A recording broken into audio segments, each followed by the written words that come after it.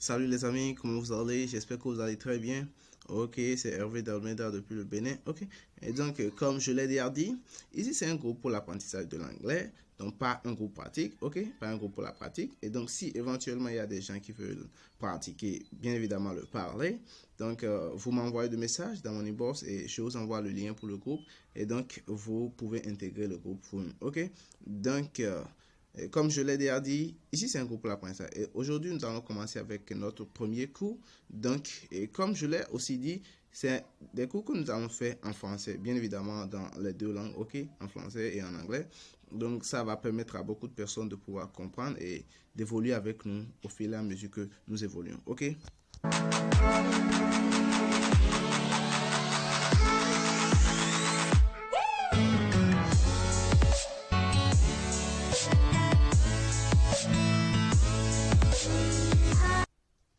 Ok, donc sans plus tarder, nous allons commencer avec notre premier cours et aujourd'hui nous allons nous intéresser à un mot en français qui malheureusement n'a pas de traduction directe en un mot en anglais et nous utilisons un phrasal verb pour ça. Un phrasal verb c'est l'ensemble d'un verbe et une préposition, ok?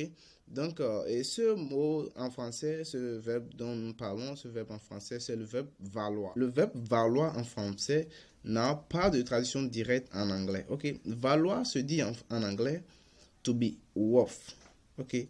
To be worth, ok? To be worth. Encore une fois, to be worth, valoir. Par exemple, si je dis ça ne vaut pas le prix, it's not worth the price, ok?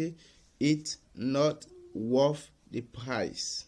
Ça ne vaut pas le prix. To be worth. Ok?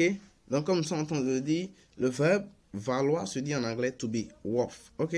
Je suppose que vous cherchez du travail et on vous trouve un job. Ok?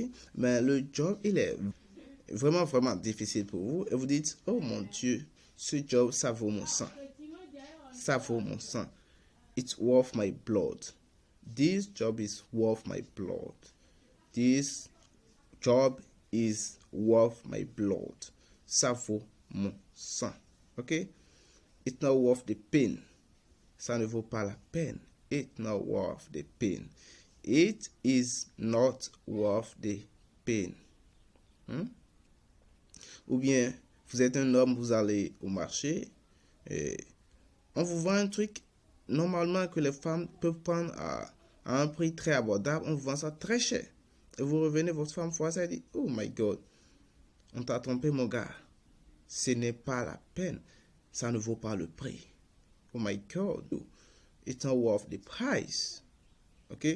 Donc, ça ne vaut pas le prix. Ok? It's not worth the price. Ok?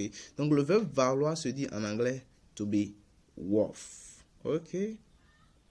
Donc, merci, c'était Hervé d'Almeida depuis le Bénin. Aujourd'hui, c'est notre premier cours. Donc, c'est juste ce qu'on voulait juste voir aujourd'hui. Demain, on sera encore là pour des choses. On va continuer petit à petit afin que les gens puissent rentrer dans le bain. Et donc, je vous invite, vous qui êtes là et qui êtes complètement nouveau, qui ne maîtrisez pas autant de choses en anglais. Donc, commencez par vous exercer petit à petit. Donc, avec déjà ce verbe, le verbe valoir, de toute manière, vous êtes déjà habitué à utiliser le verbe valoir en français. Donc, voyez les façons d'utilisation que vous avez pour le verbe valoir en français et déjà traduisez-les en anglais. To be worth, ça fait valoir, ok? Merci et passez une agréable soirée.